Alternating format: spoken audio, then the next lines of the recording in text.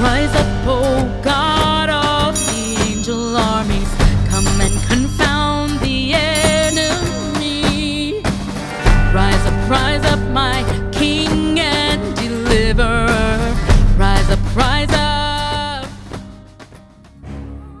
The evolution of the Bible, particularly the Catholic Bible, is a complex and fascinating journey shaped by centuries of oral tradition, manuscript transmission, doctrinal debates, and ecclesiastical authority. Here's a concise overview of its historical development. 1. Oral tradition and early writings, circa 1200 to 100 BC. The earliest biblical content began as oral traditions in ancient Israel. These traditions were gradually written down in Hebrew and some Aramaic, forming the Hebrew Scriptures.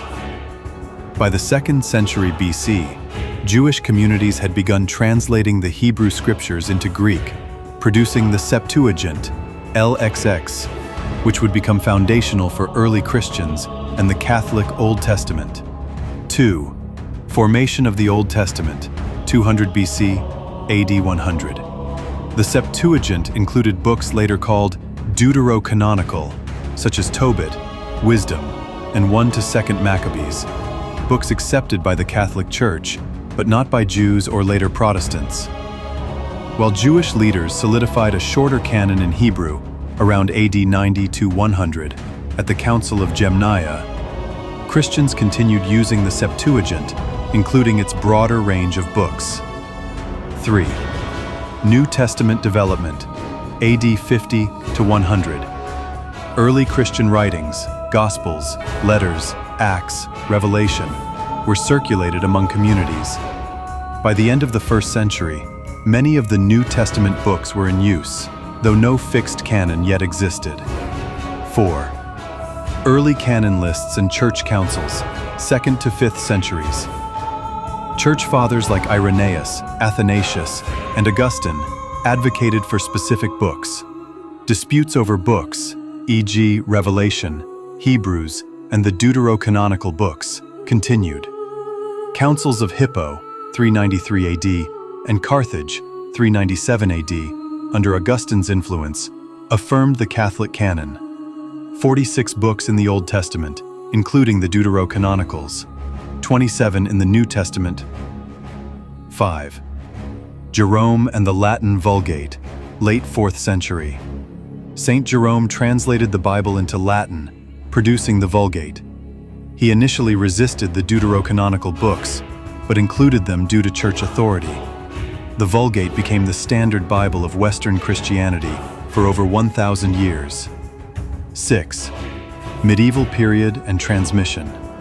Manuscripts were copied by hand in monasteries.